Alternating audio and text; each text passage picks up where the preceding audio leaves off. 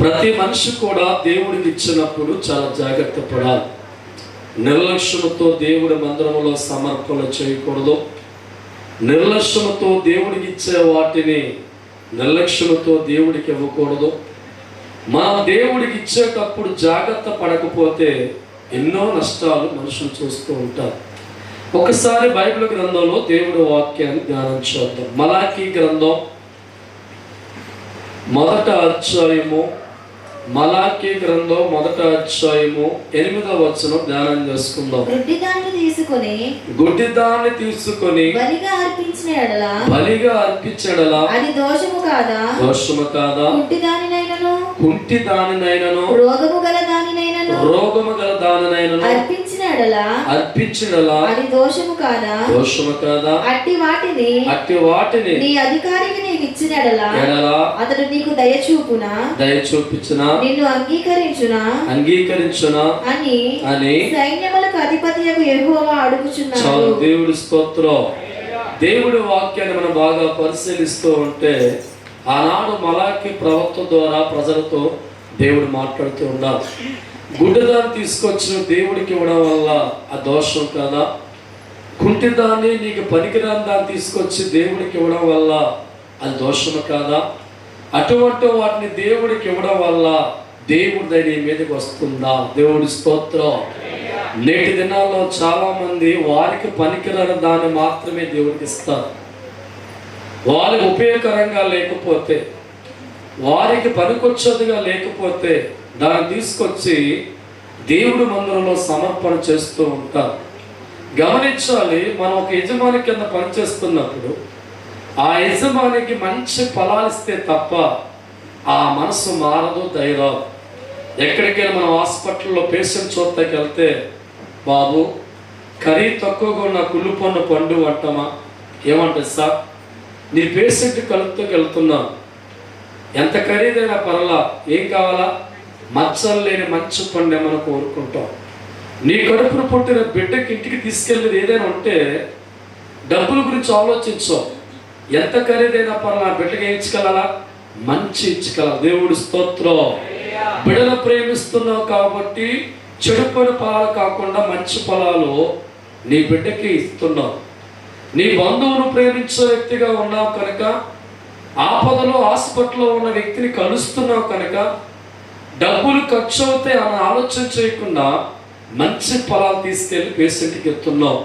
మరి జీవిత కాలం అంతా నేను కాపాడే దేవుడికి, జీవిత కాలం అంతా మంచి ఆరోగ్యం ఇచ్చే దేవుడికి, భూమి మీద నువ్వు ఉండాలంటే 2 చేతులు అడ్డు పెట్టి ఆయుష్కాలం ఇచ్చే దేవుడికి, నీ ఉద్యోగం నెలంతా చేయాలంటే నీ యొక్క ఆరోగ్యం ఇచ్చే దేవుడికి ఎటువంటి ఫలాలు ఇస్తున్నావు?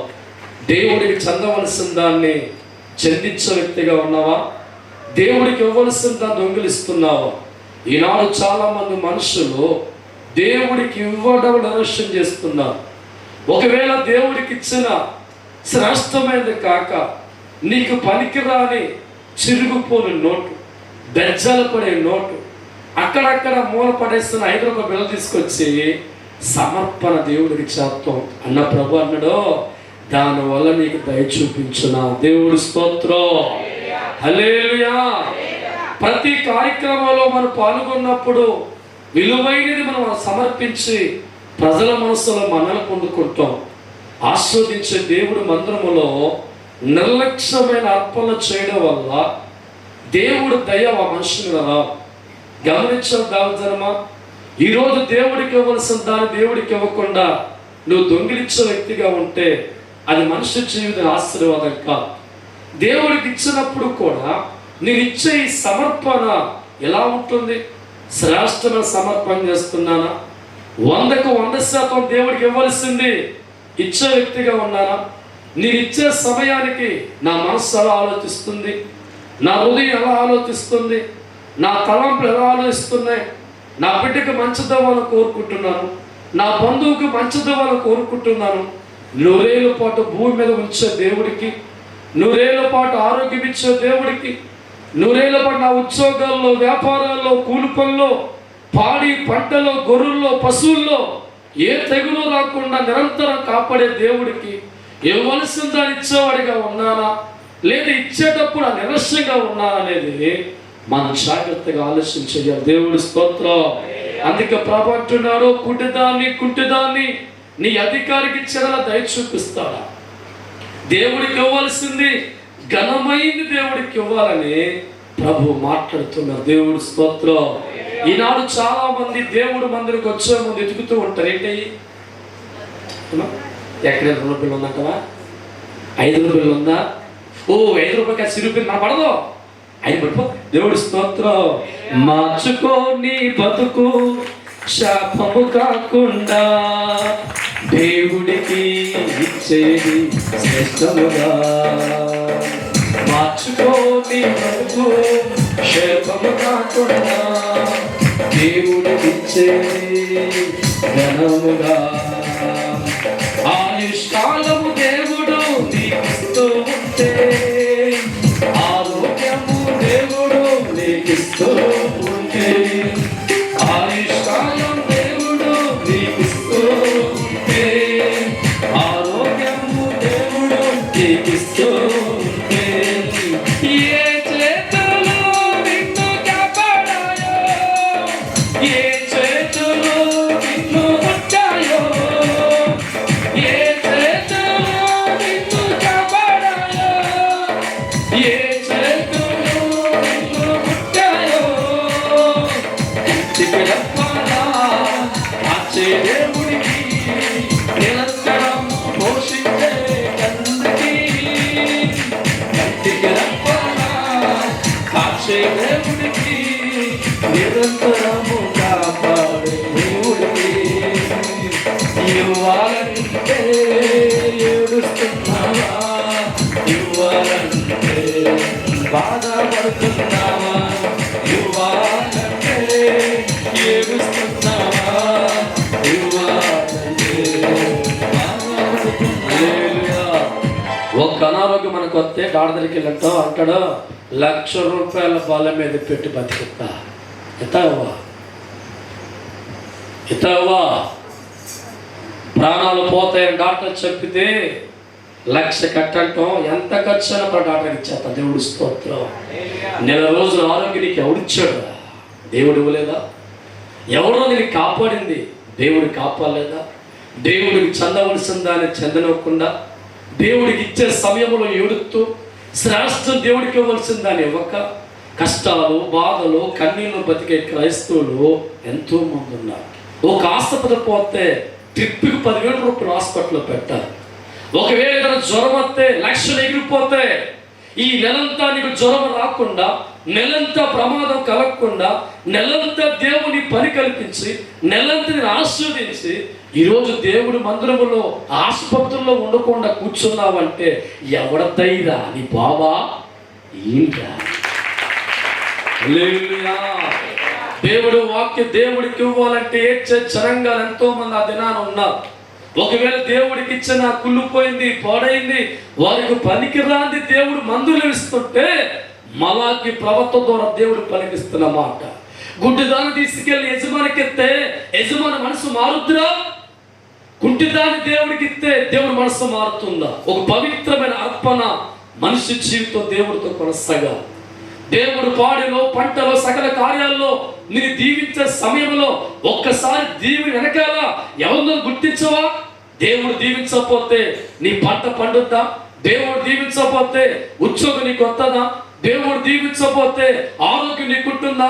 దేవుడు దీవించకపోతే ఇంట్లోంచి బయటికి వెళ్ళి వెనక్కి తిరిగి వస్తావా? వెళ్ళిపోతావా? దేవుడి స్తోత్రం. దేవుని జీవితాన్ని కాపాడుకుంటున్నా, నీ బ్రతుకుని కాపాడుకుంటున్నా, ఒక ఉద్యోగం నీకు ఏర్పరచుకుంటూ ఉన్నా, నీకున్న పశువుల మందలో, నీకున్న గొర్రెల మందలో, నీకున్న ఆవుల మందలో, నీ ఉద్యోగంలో దేవుడు కనుదృష్టి ఉంచి ఆయన రెక్కలు అడ్డు పెట్టి కాపాడుతున్నాడు కనుక ప్రభు అంటున్నాడు, నువ్వు దేవుడికి ఇచ్చేటప్పుడు ఏమనుకోవద్దంట, అజాగ్రత్తగా ఉండొద్దు. దేవుడి స్తోత్రం. ఏది నీ ద్వారా దేవుడికి చెందాలో దాన్ని దేవుడికి ఇచ్చినప్పుడు నిరంతరం దేవుడి కళ్ళు మనం చూస్తాయి. ఈరోజు చాలా మంది వారికి పనికిరాని వాటిని దేవుడికి ఇస్తూ ఉంటారు, వారికి ఉపయోగం లేని దేవుడికి ఇస్తూ ఉంటారు. దేవుడు మందిరికి వచ్చేటప్పుడు మూలలు ఎత్తుకుతూ ఉంటారు. 2 రూపాయల్లో, 3 రూపాయలు, 5 రూపాయల్లో 5 రూపాయలు చిరిగిపోయి నోటి ఎత్తుక్కొని వస్తే నీ బతుకు చిరిగిపో. దేవుడి స్తోత్రం. ఒక పార్కుకి వెళితే నోట్లు పెడతావు. ఒక పుష్పతి కార్యక్రమానికి వెళితే 5 పెడతావు, చిరుగుడు పెడతావు. అమ్మో, చుట్టాలు చూస్తారు కాబట్టి, నా పేరు చెప్పుకోను కాబట్టి రాజయ్ 1000 రూపాయలు. దేవుడి స్తోత్రం. హల్లెలూయా. అదే దేవుడి మందిరికి వస్తే లేడీస్ మరీ ఎక్కువ డబ్బాలు వెతుకుతూ ఉంటారు, పప్పు డబ్బాలు వెతుకుతూ ఉంటారు. బైబిల్ చివరి ఎక్కడో జిప్పులో మడత పెట్టి నలిగిపోవడం వెతుకుతూ ఉంటారు. దాన్ని తీసి పెద్దం అనగాలి. దేవుడి స్తోత్రం. అందుకే మన బతుకులు ఏడుస్తూ ఉంటాయి. ఘనమైన అర్పణ దేవుడికి చేయవలసిన దాన్ని నీకు పనికిరాని దాన్ని దేవుడికి ఇచ్చి, ప్రభువా నా పంట బాగా దీవించు, ఆసుపత్రి వెళ్ళకుండా నాకు కాపాడు, నాకు మంచి ఆరోగ్యం ఇచ్చే, ఇదిగో నేను ప్రయాణం వెళ్తున్నాను, మళ్ళా ఇంటికి వచ్చే వరకు నువ్వు మెలకుగా ఉండు, నన్ను గట్టి కాపాడే. దేవుడి స్తోత్రం. నీకు మట్టిగా సిరుగు పని పెళ్ళేశాట. దేవుడి స్తోత్రం. హల్లెలూయా. చాలా మంది క్రైస్తవుల జీవితాలు కూడా దేవుని ఘనత చెందుకోవలసిన మనుషులు ఘనహీనమైపోతున్నారు. అందుకే ప్రభు అన్నాడు, గుడ్డిదాన్ని నాకు ఇచ్చిన ఎడలా నా దయ పొందుకుంటావా? గుడ్డిదాన్ని నాకు ఇచ్చిన ఎడలా నా దయ చూస్తావా? యజమాన మనసు నీ మీద దయ కలగాలంటే శ్రేష్టమైన ఇవ్వాలి కదా. ఒక హాస్పిటల్లో ఉన్న వ్యక్తి దగ్గరికి వెళ్ళి రేటు తక్కువగా వచ్చిందని సగం కుళ్ళు పండిత్ అనుకుంటుంది, ఇవి తేకపోయినా పర్వాలేదుగా. దేవుడి స్తోత్రం. హల్లెలూయా. ఒక చుట్టాల ఇంటికి వెళితే నీకు అర్థమైంది ఒక మంచి ఫలాలు ఇచ్చుకెళ్ళాలి. ఒక పేషెంట్ దగ్గరికి అర్థమైపోయింది మంచి పనులు ఇచ్చుకెళ్ళాలి. నీ కొడుకో నీ కూతురుకో ఇంటికి తీసుకెళ్ళాలంటే ఎంత ఖరీదైనా పర్వాలేదు, నిగినిగిలాడే పండ్లు తీసుకెళ్ళాలి. ఒక దేవుడే బెచ్చగాడండి. ఆయనకి ఏ పుల్లు కొని పండించేసినా, కమ్ముకుంటే పండించినా, చిల్లర పైసలు వేసినా, చిరుగుపోని కాంతలు వేసినా మనం అనుకుంటాం ఆయన నోరు మూసి ఏం చేస్తారంట, తీసుకుంటారు. దేవుడి స్తోత్రం. మారండ్రా. దేవుడి స్తోత్రం. బ్రతుకును ఆస్వాదించే దేవుని గుర్తించకపోతే, భగవంతుడు పరిశుద్ధుడిగా గుర్తించకపోతే, ఘనమైన దేవుడి చేతులు మన జీవితం కాపాడుకుని వెళుతున్నాయి అని గుర్తించకపోతే, దేవుడు నిర్లక్ష్యం చేసే వ్యక్తులుగా ఉంటే మనం ఇచ్చే ఫలాలు ఆయన అంగీకి. దేవుడి స్తోత్రం. బైబిల్లో కయీను, హేబెలు వ్యక్తులు కనబడుతూ ఉన్నారు. ఇద్దరు కూడా దేవుడు పుట్టించిన వారు, దేవుడు దూరం కలిగిన వారు. ఒక్కసారి కయీను మనసును బాగా పరిశీలిస్తూ ఉంటే, పెద్దవాడయ్యే కొలిది వ్యవసాయం చేయడం ప్రారంభించారు. వ్యవసాయం పంట బాగా పండింది. కానీ వాళ్ళ అమ్మ చెప్పిన మాట, నాన్న మనకి ఇవన్నీ కూడా దేవుడు ఇచ్చాడురా, నీ మమ్మల్ని పుట్టించిందే దేవుడు. ఈ నేల, ఈ పంట, ఈ జంతువులు ఇవన్నీ కూడా దేవుడు మనకి ఇచ్చాడు. దేవుడు మాతో అన్నాడు, నువ్వు తెచ్చి ఇచ్చిన అన్నింటిలో కూడా ఏమివ్వాలి? దశమ భాగాన్ని ఇవ్వని చెప్పాడు. దేవుడు స్తోత్రం. కయీనుతో హేబేలుతో అమ్మా నాన్న వాడి మాట ప్రకటించాడు. కయీను వ్యవసాయం చేస్తే బాగా పండించి అనుకుంటున్నాడు, దేవుడికి ఇవ్వాలా? లంకలు కొట్టేది నేను, తొరాలు వేసేది నేను, ఉడుపుడిపించుకునేది నేను, కష్టపడి దేవుడికి ఇవ్వాలా అని లోపల మనస్సు అనుకుంటూ ఉన్నా. లోపల బాధపడుతూ ఉన్నాడు. నిర్లక్ష్యంతో అనుకున్నాడు, దేవుడు చూసి ఏడుతాడు అని చెప్పి పొల్లంతా కూడా సంచిలో కూరి పైన ఒక అరమూట మంచి గింజలు వేసి ఏడుతూ తీసుకొచ్చాడు దేవుడి మందిరానికి. దేవుడి స్తోత్రం. హేబేలు తన అమ్మ అని చెప్పిన మన మనస్సులో ఉంది. నిజమే కదా. భూమి మీద మొదట మానవులుగా పుట్టినప్పుడు ఇదంతా కూడా దేవుడు మాకు ఇచ్చిన ఆస్తి, దేవుడు ఇచ్చిన దాంట్లో దేవుడికి మడుగుతున్నాను అని ఆలోచించి పశువుల వైపు చూడడం ప్రారంభించాడు. కుంటువాడిని చూశాడు, వద్ద దేవుడికే. గుడ్డువాడిని చూశాడు, వద్ద దేవుడికే. బలమైంగా శ్రాష్టంగా గొర్రెపిల్ల దేవుడు చూస్తాడు. అనుకున్నాడు, నా తండ్రికి నా గొర్రెలన్నింటిలో కూడా బలమైన గొర్రె మందిరికి దేవుడి స్తోత్రం. ఆ ఉద్దేశం కలిగిన వాడిగా తన మందలో అన్నిటికంటే ఆరోగ్యంగా ఉన్నదాన్ని, అన్నిటికంటే బలముగా ఉన్నదాన్ని తీసుకొచ్చి భుజాల మీద వేసుకొని దేవుడి మందిరంలో ఇవ్వాలి అనుకుంటూ హేబేలు వస్తున్నారు. దేవుడికి ఇవ్వాలా? ఇస్తే నాకేంటి? దేవుడికి నష్టపోతానుగా, కష్టపడి సంపాదించుకున్నాను అని ఆలోచించుకుంటూ ముక్కుకుంటూ ఏడ్చుకుంటూ పొల్లు బత్త నిండా పొల్లు నింపేసి పైన కొన్ని గింజలు వేసి మూట కట్టేస్తున్నాడా ఎత్తాలే. దేవుడు స్తోత్రం. ఇద్దరు కూడా దేవుడి మందిరంలోకి వచ్చి దైవజన్మ దేవుడి ముందు పెట్టారు. దేవుడి స్తోత్రం. కయీను మనసు వైపు దేవుడు చూస్తే నిర్లక్ష్యం కలిగిన మనస్తత్వంతో కనబడుతున్నారు. దేవుడికి ఇవ్వాలంటే ఏడ్చే మనసుతో కనబడుతున్నారు. దేవుడిచ్చిన మేలుగా గుర్తించక నా చేతులు కష్టపడ్డాయి అనే భావంతో ఏడుస్తూ ఉన్నారు. మూలుక్కుంటూ మందిరంలో బత్త వేశాడు. కయీను చూశాడు దేవుడు. హేబేలు మనస్సు వైపు దేవుడు చూస్తే ఈ జన్మ కారణం దేవుడే కదా, ఈ పశువుల అభివృద్ధి దేవుడే కదా, నా తండ్రికి నేను ఇవ్వడం వల్ల నష్టపోను, నా తండ్రికి ఇవ్వడం వల్ల ఇలాంటివి దేవుడు నాకు కొన్ని లక్షల పశువులు ఇస్తాడు అనుకున్నాడు హేబేలు. దేవుడు స్తోత్రం. హేబేలు వైపు కూడా దేవుడు చూసిన తర్వాత నిర్లక్ష్యం కనబడతాలా, దేవుడికి ఇవ్వడంలో ఏడుపు కనబడతాలా, దేవుడికి ఇవ్వడంలో సొనుగుడు గుణుడు కనబడతాలా, దేవుడికి ఇవ్వడంలో బాధ కనబడతాలా, లోపల ఉప్పొంగిపోతూ నా తండ్రి అని నాకు ఇచ్చాడు కనుక నా తండ్రి ఇచ్చిన దాంట్లో నేను ఇవ్వాలనుకొని కేరింతలు కొట్టుకుంటూ వచ్చి బలమైన గొర్రె పిల్లనే దేవుడికి ఇచ్చా. దేవుడి స్తోత్రం. ఈ ఇద్దరు అర్పణ దేవుడు చూస్తే హేబేలు అర్పణ బట్టి దేవుడు ఆనందించాడు, సంతోషించే వ్యక్తిగా మారాడు. హేబేలు జీవితం వైపు దేవుడు చూసి మురిసిపోయాడు. కయీను ఇచ్చిన అర్పణ చూసి అన్నాడు, నువ్వు నాకు చేసిన అర్పణ వల్ల నాకు హ్యాపీ, నాకు సంతోషం లేదు అని నేటి దినం నుంచి నువ్వు శాపగ్రస్తుడిగా ఉంటావు. కయీను నా సన్నిధిలో నిరంతరం ఉంటే దేవుడి స్తోత్రం.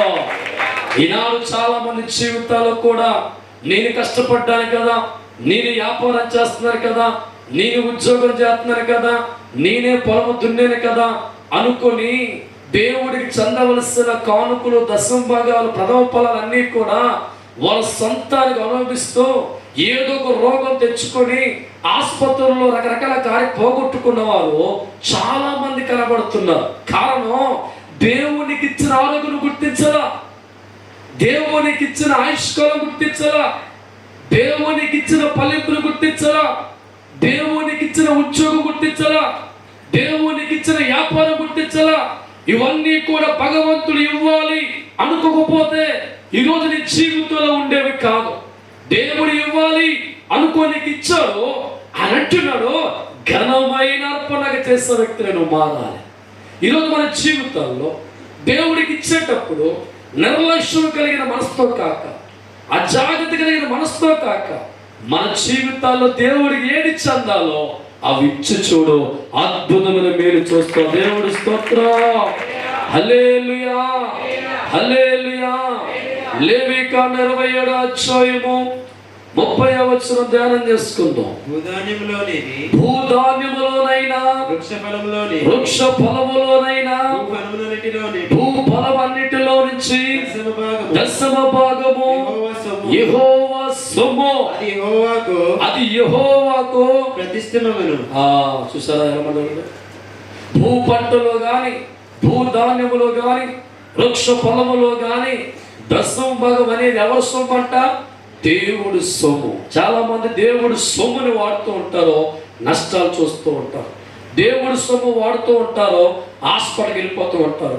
దేవుడు సొమ్ము వాడుతూ ఉంటారో ఇబ్బందులు చూసి. కారణం దేవుడు సొమ్ముని మనం ఏం చేస్తున్నామంట?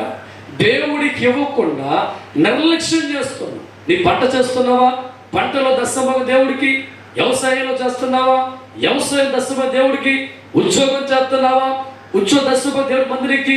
ఒకవేళ నీ జీవితం వ్యాపారం చేస్తుందా? వ్యాపార దశమ దేవుడికి.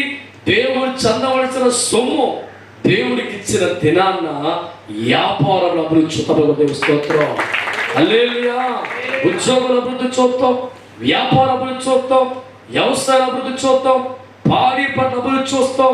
అందుకే దేవుడు వాక్యం అంటుంది, నువ్వు చేస్తున్న ప్రతి కార్యక్రమంలో కూడా దేవుడికి ఏమి ఇవ్వాలంట? దశమ భాగం ఇవ్వాలి. దేవుడి స్తోత్రం. దేవుడు నీకు ఇవ్వకుంటే ఎక్కడది ఈ ఉత్సవము? దేవుడు నీకు ఇవ్వాలనుకుంటే ఎక్కడ నీకు పశు సంపద నీవు కలిగి ఉన్నావని దేవుడివే కదా. నీవు కలిగి ఉన్నావని దేవుడివే కదా. నీలా దేవుడివే, నీరు దేవుడివే. కంటికి కనిపించే ప్రతి ఒక్కటి కూడా, కంటికి కనిపించే ప్రతి ఒక్కటి కూడా దేవుడి చేతుల నుండి నీకు ఇవ్వబడింది. దేవుడి చేతుల నుండి నీకు ఇవ్వబడింది. ఇస్తావా ఆ దేవుడికి శ్రేష్టమైన అర్పణ? ఇస్తావా ఆ దేవుడికి శ్రేష్ట అర్పణ? కయ్యేని మనసుని దేవుడు చూడగా బాధత తెచ్చాడు సన్నిధికి. హేబెలు మనసును దేవుడు చూడగా సంతోషం వచ్చాడు మందిరానికి. కయ్యేని మనసును దేవుడు చూడగా బాధతో తెచ్చాడు మందిరానికి. హేబెలు మనసును దేవుడు చూడగా సంతోషముగా తెచ్చాడు మందిరానికి. ఆనందముతో సంతోషముతో దేవుడికిచ్చే వాడిని తెచ్చుకున్నాడు దేవుడు. బాధతో దుఃఖముతో తెచ్చిన వాడిని అక్కడ తోసి ఉంటాడు. జనులారా, దేవుణ్ణి కలిగి ఉన్నవారా, జనులారా, దేవుణ్ణి కలిగి ఉన్నవారా, ఎటువంటి అర్పణ చేస్తున్నావు? ఎటువంటి అర్పణ చేస్తున్నావు? కన్ను తెరిచి దేవుడిని దేవుడి సన్నిధిలో. హల్లెలూయా. ఏడుతూ ఇచ్చిన వాడు ఏడుపులాగా అయిపోయింది. ఆనందం ఇచ్చిన వారికి దేవుడు గుండెల్లో స్థానం దొరికింది. తప్పులు కూడా. హల్లెలూయా. ఈనాడు ఎంతో మంది జీవితాల్లో వాక్యం తెలిసిన దేవుడికి ఇవ్వాల్సింది ఇస్తే నా కుటుంబం ఎలా గౌరవిస్తామని ఇస్తాను. దేవుడికి ఇచ్చేది రూపాయి, రేపు సంగతి ఏంటి? ఈరోజు దేవుడికి ఇస్తే రేపు ఎలా గడుతుంది అని ఆలోచించేవారు చాలా మంది కనబడుతుంది. బైబిల్లో ప్రిస్కిల్లా ఆకుని ఒక దంపతులు కనబడుతూ ఉంటారు. వారు ఎంతో దేవుడికి బలముగా ప్రార్థించిన వ్యక్తులు, దేవుడు అంటే చాలా భయభక్తులు కలిగిన వ్యక్తులు. ఆనాడు అపోస్తులు దేవుడు ఆత్మతో నింపబడి సేవ చేస్తూ ఉంటే వారు చేసిన సేవను చూసి అనుకున్నారు, మా పొలం అమ్మి ఈ సువార్తకి ఇవ్వాలనుకున్నారు. ఆనాడు ఉన్న దంపతులు భార్య భర్తను మోకరించారు, ప్రార్థన చేసుకున్నారు. రేపు సువార్త అందించవలసి ఉండగా అపోస్తల ప్రాంతానికి వస్తారు అనుకున్నారు. ఈలోపు అపవాది వారి మనసు తడుతుంది, దేవుడికి ఇచ్చేస్తావా? దేవుడికి ఇస్తే నీ గతి ఏంట్రా? దేవుడికి ఇస్తే నీ భవిష్యత్తు ఏంటి? దేవుడికి ఇస్తే రేపు ఎలా గడుతుంది? ఒరి పిచ్చోడా, దేవుడికి ఎందుకు ఇవ్వాలి? సగం దాచేసుకో. దేవుడు స్తోత్రం. పరిశుద్ధాత్మ దేవుడు వారితో మాట్లాడి దేవునికి ఇచ్చాడు కనుక ఇది దేవుడికి ఇవ్వు, దేవుడికి తోడుగా ఉండి సకల దేవుళ్ళు నింపుతాడు. ఆత్మతో మాట్లాడితే ఆత్మపూర్లుగా ఉన్న వారిద్దరు కూడా వారుకున్న పొలమును అమ్మి ధనాన్ని తెచ్చిన పెద్ద వాళ్ళ ఇంట్లో పెట్టారు. ఈ లోపు వారి ఆత్మలో సాతాను ప్రవేశిస్తుంది. దేవుడికి ఇద్దరు ఏం బాగుపడతారా? దేవుడికి ఇద్దరు నీ పరిస్థితి ఏంట్రా? దేవుడికి ఇద్దరు ఇప్పుడు ఎలా కడుతుందిరా? కాబట్టి అపవాదంటుంది అంత దేవుడికి ఒక ఎడగొట్టే దశమ భాగం దేవుడు స్తోత్రం. హల్లెలూయా. కొంత దాచుకొని కొంత దేవుడికి ఇచ్చే దేవుడు సొంత ఎడతాడా? దేవుడు స్తోత్రం. ఆ రాత్రి వారు పరిశుద్ధాత్మ దూరం కలవరపరుచుకున్నారు, పరిశుద్ధాత్మ ప్రేరేపణ వారు చంపుకున్నారు, సాతాను పెట్టే ప్రేరేపణ నింపుకొని భారీ భర్తలు గడగడ మాట్లాడుకొని ప్లానింగ్లు వేసుకొని దైవజనమా పొలం అమ్మిన డబ్బులు సగం దాచిపెట్టి సగం తీసుకుంటున్నారు. ఎంతే వచ్చిందయ్యా, దేవుడి స్తోత్రం. పేతురు అన్నాడు, ఎందుకురా పరిశుద్ధాత్మను మోసం చేస్తారా? మనిషిని మోసం చేసినట్లుగా ఆత్మదేవుని మోసం ఎందుకు చేస్తున్నారు? నీ పొలం నీ చేతుల్లో నీది కాదా?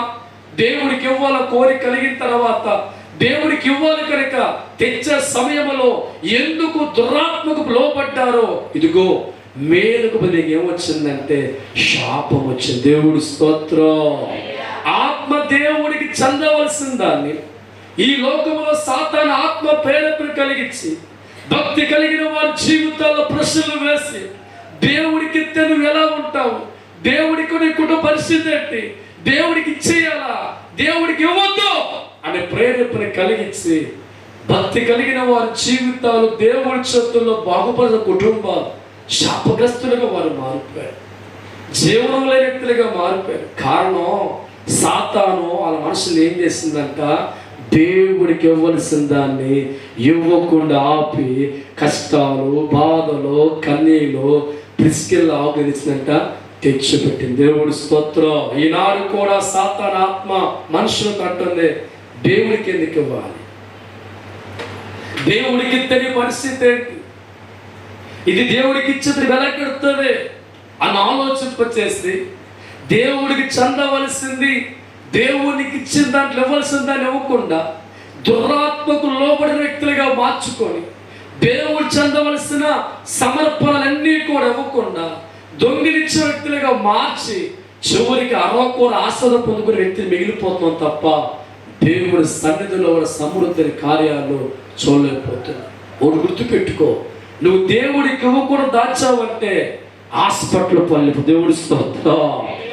నువ్వు 10,000 రూపాయలు దేవుడికి దశమగా అనుకున్న వ్యక్తమైతే ఆ 10,000 ఇవ్వకుండా దాచిన వ్యక్తమైతే ప్రభు ఆత్మ చెప్తున్నారు, ఎంతో మంది హాస్పిటల్ లక్షలు పోశారు. ఎందుకంటే ఇక్కడ 10,000 ఇస్తే అనుకుంటే దశభాగం దేవుడి సమస్య కాపాడుతున్నాడు. ఇది దేవుడికి ఇవ్వాలనుకుంటే ఎంతో మంది లక్షలు ఏం చేస్తున్నారంట, హాస్పిటల్. దేవుడి స్తోత్రం.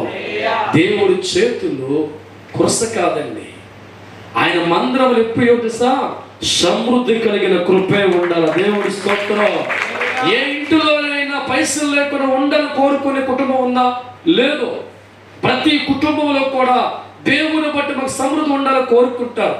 మరి దేవుడు మందిరములో ఆయన కోరుతున్నాడు, నా సన్నిధిలో సమృద్ధి ఉండాలి. మీ జీవితాలు ఆస్వాదించే కొలది, మీ కుటుంబాలు ఆస్వాదించే కొలది, మీ పంట ఆస్వాదించే కొలది, మీ ఉద్యోగం దీవించే కొలది, మీ వ్యాపారం దీవించే కొలది, మీకు ఆరోగ్యం ఇచ్చే కొలది, మిమ్మల్ని కాపాడే కొలది, మీకు ఇచ్చిన దాంట్లో నిర్లక్ష్యం చేయకుండా దేవుడికి చందవది ఏం చేయాలంట, మనం దేవుడి మందిరానికి సంతోషంగా తేవాలి. దేవుడి స్తోత్రం. కైలు ఏడుతూ తెచ్చాడు, ఏడిపోయిపోద్ది. ఆనందిస్తు కదా, దేవుని ఆనందించు. ఒక దినాంత నా జీవితంలో కూడా ఈ మాట చెప్పాలి. ఆర్ఎంపి అని ఒక టీం వచ్చింది. ఒక 2 మనుషులు జాయిన్ చేస్తే 2 మనుషులు కూడా ఒక 5 వస్తాయి ప్రాజెక్ట్. మనిషిగా దేవుడు ఆత్మ కలిగి ఉన్నప్పటికీ కానీ చిన్న ఉద్యోగం కలిగి ఉన్న సీనిగా తెలుసు, మా జీవితం 18,200 స్టార్టింగ్ 2500 2400 జీతం. దేవుడు ఆత్మ కలిగి నేను సాతాన ప్రేరేపణలో పడిపోయి 2-3 జాయిన్ చేస్తే కొంత ఆదాయం అవుతుంది కదా అని ఆలోచించి 3 ఇళ్ళు 25,000 కట్ట. దేవుడి స్తోత్రం. కొన్నాళ్ళకి ఎత్తేసాడు. అమ్మగారికి ఉన్న బంగారాన్ని పెట్టి యాక్సిస్ బ్యాంకులో నా చేతి అప్పుడు 5,000 పెరిగింది. 25,000 5,000 వడ్డీ ఫోన్ చేస్తారు బ్యాంక్ కోడ్. ఆ 5,000 రూపాయలు బ్యాంకులో కడితే నా కుటుంబం అంతా నెలకు వస్తుండాలి. పిల్లలకు పాలు ఉండవు, ఇంట్లో బియ్యం ఉండవు, తెలియని దుఃఖంతో ఏడుస్తున్నాను. రేపడిన పరిస్థితి ఏంటి అని ఆలోచిస్తున్నాను.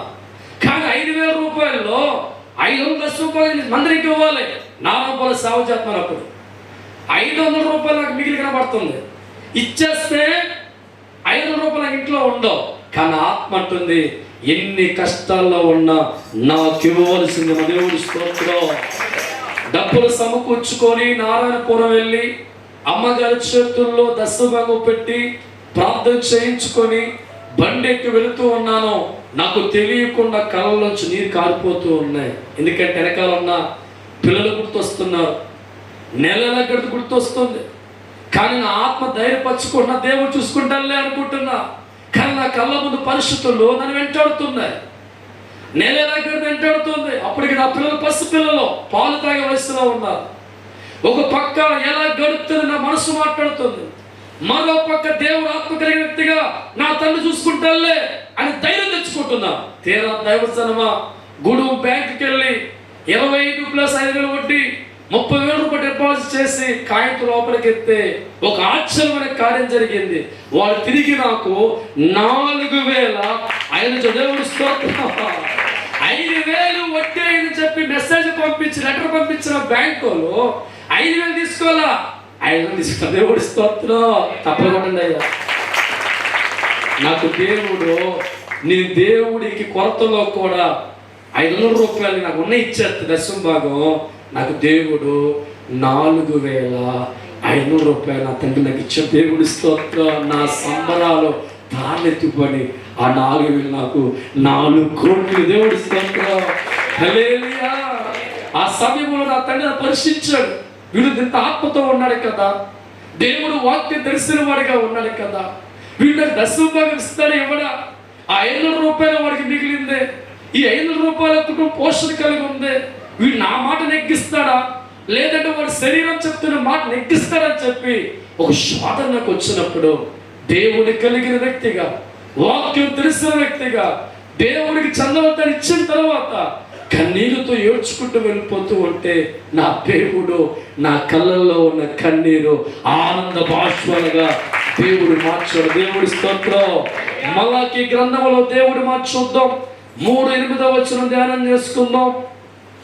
మానవుడు దేవుని వద్ద 3:8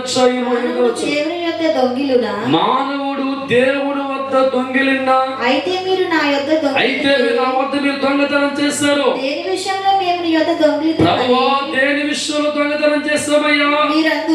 మీరందరూ 10వ భాగము ప్రతిష్టార్పణలు ఇయ్యక దొంగతనం చేస్తారు. మనందరి దశంభాగ్యమైన వారు కానుకలను ప్రేమించిన మాట మీరు దొంగలు. Who is the first result to me? ఎవరితో ఈ మాట వస్తుంది? ఎవరి ద్వారా? దేవుడు అంటున్నాడు, మీరందరూ కూడా మొదట దొంగతనం చేస్తారయ్యా అని ప్రభు పలికాడంట. వీళ్ళంటున్నారు ఆదివారం మందిరికి వస్తున్నాగా ప్రభా, ఆదివారం స్వరమెత్తి పాటలు పాడుతున్నాగా ప్రభా, ఆదివారం మోకరించి ప్రార్థన చేస్తున్నా ప్రభు, మీరు దొంగతనం చేస్తామా? అవునవును మీరు దొంగతనం చేస్తారు. ఏం చేస్తాం ప్రభు అంటే, నాకు చెందవలసిన దశమ భాగాలు అర్పణలో మీరు ఇవ్వకుండా ఏం చేస్తారంట? దొంగతనం చేస్తారు. దేవుడి స్తోత్రం. చదవమ్మా. ఈ చదువుల నా వద్ద దొంగలే ఉన్నారు, నా మందిరములో ఆహారం ఉన్నట్లు 10వ భాగమంతయు నా మందిరపు నిధిలోనికి తీసుకుని రండి. దీని శేషము శోధించడలా నేను ఆకాశపు వాకిళ్లను విప్పి పట్టజాలనంత విస్తారముగా దీవెనలు కుమ్మరించదలని సైన్యములకు అధిపత్యము యెహోవా సెలవిచ్చుచున్నాడు. తప్పలు కొట్టండి. హల్లెలూయా. నా సన్నిధిలో తేవలసిన వారు తీసుకొచ్చి మీరు నా ముందుకొచ్చి కన్నీటితో ప్రార్థన చేయండి. ఆకాశ గుప్పులు ఇప్పి సకల దీవుల చేత, సకల మేలు చేత, సకల ఆశల చేత మిమ్మల్ని నింపుతాను అంటున్నాడు సైన్యములకు అధిపతి అయిన యెహోవా దేవుడు. దేవుడు స్తోత్రం. దేవుడికి చందవదాన్ని దొంగిలిచ్చి దేవుడు మందిరములో ఆశీర్వాదాలు కోరుకుంటున్నావా? దేవుడికి ఇవ్వాల్సిన దాన్ని నీ సొంత వాటికి వాడుకొని దేవుడిని ప్రతి కార్యక్రమంలో దీవించమంటున్నావా? అయితే ప్రభు చెప్తున్న మాట, నా వద్ద మీరు దొంగతనం చేస్తున్నారు, దోచుకునే వారిగా ఉన్నారు, నాకు చెందవలసిన దాన్ని దోచ వ్యక్తులుగా ఉన్నారు కనుక దాన్ని దేవుడికి ఇచ్చిన తర్వాత నీకు ఏది కావాలి లోకములో దాని గురించి నువ్వు ప్రార్థించే వ్యక్తిగా ఉంటే ప్రభు ఇస్తున్న వాగ్దానం ఆకాశమంతా గుప్పులు నింపి సకల దీవులు ఏం చేస్తారంట? దేవుడికి ఇచ్చిన వారి జీవితాలు ఆస్వాదిస్తారు. దేవుడు స్తోత్రం. కింద వాక్యం అంటుంది గమనిస్తే, ఆయన అంటున్నాడు, మీ పంట తినివేయు పురుగును. దేవుడి స్తోత్రం. దేవుడికి చెందకుండా దొంగిలించే వారి జీవితాల్లో పంట ఎవరు తినేస్తారంట? పురుగు. ఏ పురుగు? సాతాను పురుగు. ఏదో ఒక హాస్పిటల్కి, ఏదో ఒక తెగులుకి, ఏదో ఒక నష్టం వేసి సాతాను తినివేసే పురుగు ఉంది కదా. ప్రభు వాగ్దానం చేస్తున్నాడు, మీ పంట తినివేసే పురుగును నేను గద్దిస్తాను, అవి మీ భూపట నాశనము చెయ్యవు. దేవుడి స్తోత్రం. నీ రెక్కల కష్టాలు ఏ సాతాను నాశనం చేస్తుందో, నీ ఆరోగ్యాన్ని ఏ సాతాను నాశనం చేస్తుందో, నెలంతా కష్టపడుతున్నా ఆసుపత్రులు పోయేలాగా ఏ సాతాను చేస్తుందో, ఉద్యోగాలు చేస్తున్నా నష్టాలు ఏ సాతాను చేస్తుందో, ఆ సాతాను పురుగుని గద్దిస్తాను. ఇక మీ పంటని, మీ పాడిని, ఉద్యోగం ఏం చేయదంట? నాశనము చెయ్యదు. దేవుడి స్తోత్రం. ఈ పంట తినివేయ పురుగులు గద్దిస్తాను, అవి భూ పంట నాశనం చేయవు. మీ ద్రాక్ష చెట్లు అకాల ఫలములను రాల్పక ఉండను. దేవుడి స్తోత్రం. అని అర్థమేంటి? సడన్ గా ప్రమాదం జరుగుతుంటే, సడన్ గా హాస్పిటల్ జాయిన్ అయిపోతూ ఉంటాం, సడన్ గా పిడిగిన వార్తలు వింటాం. అకాలమైన వాటి నేను రాలకుండా చేస్తాను. ప్రభువుడు ఆనందకరమైన దేశములో కనుక తండ్రులని చెప్పుకుందురు. దేవుడి స్తోత్రం.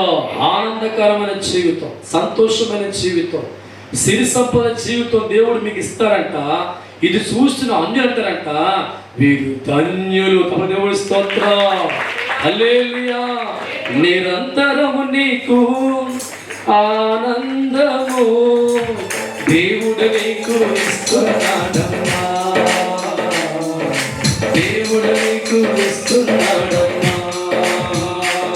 నీ కష్టమును నష్టముగా మార్చే చదపురుగును. నీ నష్టమును, నీ కష్టమును నాశన చేసే చదపురుగును. దేవుడు సన్నిధిలో నువ్వు ఇస్తూ ఉండగా, దేవుడు మంత్రములో ప్రార్థన చెయ్యగా, దేవుడు సన్నిధిలో నీవిస్తూ ఉండగా, దేవుడు మంత్రములో నువ్వు ప్రార్థన చెయ్యగా, శతపత్రిక జీవితాలను దేవుడి హస్తాలు బాగు చేస్తాయి. శతపత్రిక జీవితాలను దేవుడి హస్తాలు బాగు చేస్తాయి.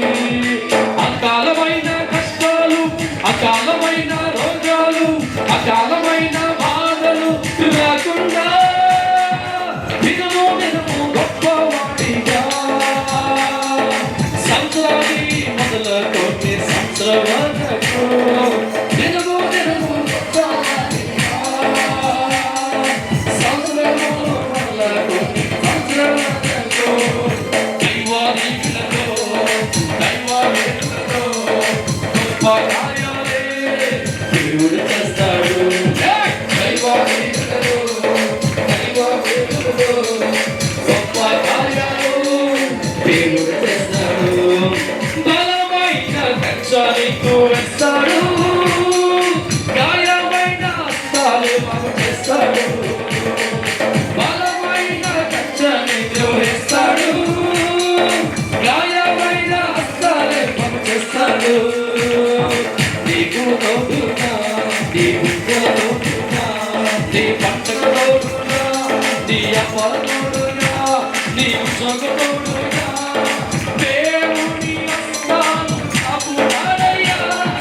అష్టమే లేకుండా, అష్టమే లేకుండా, అష్టమే లేకుండా, అష్టమే లేకుండా జీవిత కాలము నిన్ను, జీవిత కాలము దేవుడు బాహులైన హస్తాలే చాపి తనలే కింద పరుస్తాడు. హల్లెలూయా. అందరూ మోకరిద్దామా, అందరూ మోకరిద్దామా. దేవుడి సన్నిధిని ఈరోజు ప్రభు నీతో మాట్లాడుతున్నాడు. దేవుడికి ఇచ్చే సమయంలో జాగ్రత్త పడకుండా నిర్లక్ష్యము కలిగిన నీ యొక్క ఉద్దేశాలు బట్టి ఆశ్రయించలేకపోతున్నావు అని ప్రభు మాట్లాడుతున్నావు. నేను దేవుడికి ఇస్తే నా పరిస్థితి ఏంటని ఆనాడు ప్రిస్కిల్ల వారి దంపతులతో అపవాది మాట్లాడినట్టుగా నేటి కడవరి దినాల్లో కూడా దేవుడికి ఇవ్వాలా? నేను ఉద్యోగం చేస్తే దేవుడికి ఎందుకు ఇవ్వాలి? నేను వ్యాపారం చేస్తే దేవుడికి ఎందుకు ఇవ్వాలి? కష్టపడి దున్నాను, లంకలు వేశాను, విత్తనం విత్తుకున్నాను, నేనెందుకు ఇవ్వాలని మీరు కూడా ఆలోచించే వ్యక్తిగా ఉంటే ప్రభు అంటున్నాడు, దేవుడికి గుడ్డిదా నడిదాన్ని నీకు పనికిరాని ఇచ్చి చేతులు దులుపుకుంటున్నావా? అయితే ప్రభు అంటున్నాడు, యజమాని దయ పొందుకోవాలంటే శ్రేష్టమైన అర్పణ చేయాలి కదా. దేవుడి దయ పొందుకోవాలంటే దేవుడికి ఇచ్చేది పరిపూర్ణం కావాలి. నా తండ్రి, ఎంతోమంది జీవితాలు మీ మాటలు అర్థం కాక, మీ మనసు అర్థం కాక సాతాను పెట్టిన వలలో పడి నీకు చెందవలసిన దాన్ని చెందించక ఆసుపత్రుల్లో, రోగాల్లో, బలహీనతలు లక్షలు పోసి వస్తున్నారు. సంవత్సరం అంతా మా జీవితం మీరు కాపాడుకోలేము ప్రభా. సంవత్సరం అంతా నీ రెక్కలే కాపాడుతుంది. సంవత్సరం అంతా ఈ ఒంటికి ఆరోగ్యం మీరు ఇవ్వలేదు తండ్రి. సంవత్సరం అంతా ఆరోగ్యాన్ని నిర్వహిస్తున్నావు. సంవత్సరం అంతా మా ప్రయాణాల్లో మీరు కాపాడుకోలేం ప్రభా. అనేక ప్రయాణాలు సంవత్సరం అంతా చేస్తున్నాం, మీరు ఎక్కలే కాపాడుతున్నాయి. మనిషి గుర్తించమంటున్నా, తల్లి గర్భంలోంచి నువ్వు బయటికి రాకమనుపు ఇవన్నీ ఎవరు గుర్తించమంటున్నా? దేవుడు కావా, దేవుడు కావా. పంట, పాడి, పొలాలు, చెట్లు, పుట్టలు, గాలి, నీరు ఇవన్నీ దేవునికి ఇచ్చిన ఆస్తి. దేవుడు సువార్త ఈ లోకంలో వెళ్ళడానికి ఆయన కోరుకుంటున్నాడు సమర్పణ కానుకలు, దశమ భాగాలు. అవి దేవుడికి చెందవలసినగా ప్రభు మాట్లాడుతుంది. దేవుడి సన్నిధిలో కొరత ఉండకూడదని, దేవుడి సన్నిధిలో తన రక్తంలో కడగబడిన బిడ్డలో వారి కష్టార్జితాన్ని సంతోషముతో నీకు ఇవ్వాలని అచ్చిచ్చిన వారు నీ సన్నిధిలో కన్నీళ్ళతో ప్రార్థిస్తూ ఉంటే ఆకాశకు పుల్లిప్పి దీవిస్తానంటాడు. ఎంతకాలం సడపురుగు మీ జీవితంలో ఉండి ఏ కోర్టు కేసులకు, ఈ ఆసుపత్రులకు అనేక నష్టాలు పచ్చుందేమో, ఈ ఉదయం దేవుడు వాగ్దానం చేస్తాడు, శతపురుగుని గద్దిస్తాను. మీ జీవితాల్లో మీ కష్టం అనిపించకుండా, మీ చేతుల కష్టం మీరు తినకుండా ఏ శతపురుగు మీ జీవితంలో ఉందో ఈ ఉదయం ప్రభు అంటున్నాడు, నేను గద్దించబోతున్నా, నేను గద్దించబోతున్నా. ఇక్కడి నుంచి మీ జీవితాలు అకాలమైన పంటలు కోయను, శ్రేష్టమైన పంటలు కోస్తానంటున్నాను. ఆనందకరమైన వాసపురములోకి చేరుతానంటున్నాను. మిమ్మల్ని చూసిన అన్యులు అంటారంట, వీళ్ళు ధన్యులమ్మా. దేవుడి చేత ఆశ్రయించబడే కుటుంబాలు, దేవుడి చేత మేలు చూసే కుటుంబాలు, దేవుడి సన్నిధిలో వర్ధిల్లే కుటుంబాలు చెప్పుకున్నట్లుగా ఈ ఉదయం ప్రభు మీ అందరి కుటుంబాలు చేయబోతుంది. నా తండ్రి, ఎంతమంది మోకరించి మీ మాటల గుండెల్లో పెట్టుకొని నా స్థితి ఎలా ఉందో ఆలోచించి, నిజమే కదా దేవుడు ఇవ్వకుండా మాకు ఎక్కడొచ్చింది అని ఆలోచించేస్తాం. సమర్పణ జీవితం కలిగి వెళుతుండగా ప్రతి వ్యక్తిని, ప్రతి కుటుంబాన్ని మీ చేతికి అప్పగిస్తున్నారు ప్రభు. కష్టాలు, బాధలు, ఆస్పత్రి రోగాలు మనకు దూరం చేయండి తండ్రి. దీవులతో నింపండి, మేలుతో నింపండి, అద్భుతాలతో నింపండి, సిరి పంటలతో నింపండి. అన్ని విధాలుగా వారి కుటుంబాన్ని ఆస్వాదించిన యెహోవా గురించి ప్రార్థన సంఘాన్ని నానాటిగా అభివృద్ధి పరచమని మా రక్షకుడు మీ కుమారుడైన యేసుక్రీస్తును నడుచున్నాము తండ్రి. నమ్మిన వారు తప్పులు కొడుతూ దేవుడు భయపరచండి. సమర్పణ పాడుతూ ముందుకు